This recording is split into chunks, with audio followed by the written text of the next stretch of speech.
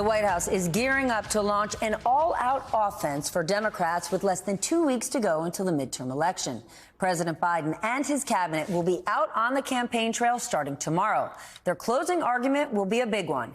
Economy, economy, economy. The president will argue he is focused on building an economy from the bottom up and the middle out. And in a recent interview, the president said he believes American voters are also concerned about the future of democracy.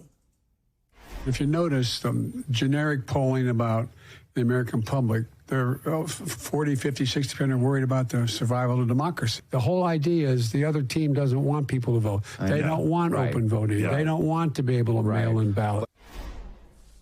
So far, nearly 13 million Americans have already voted in person or by mail.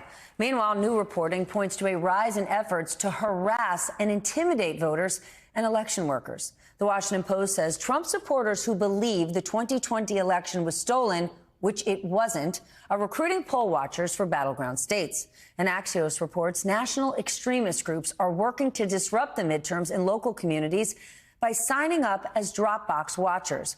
One former Justice Department official says that she has been warning local officials to look out for groups like the Proud Boys. There's been a lot more sort of strategy and organizing between 2020 and these midterms, but a very, very concerted effort at a decentralized voter intimidation scheme, as well as election worker intimidation scheme, just really anything to muck things up. DOJ says it is preparing to respond to any disruptions on Election Day and possible attempts to stop people from voting. We're also following the latest on the investigations swirling around the former president, of course. His lawyers have formally accepted the January 6th committee's subpoena, demanding documents and testimony by next month. And a judge has now ordered Mark Meadows, Trump's final White House chief of staff, to testify to a Georgia grand jury.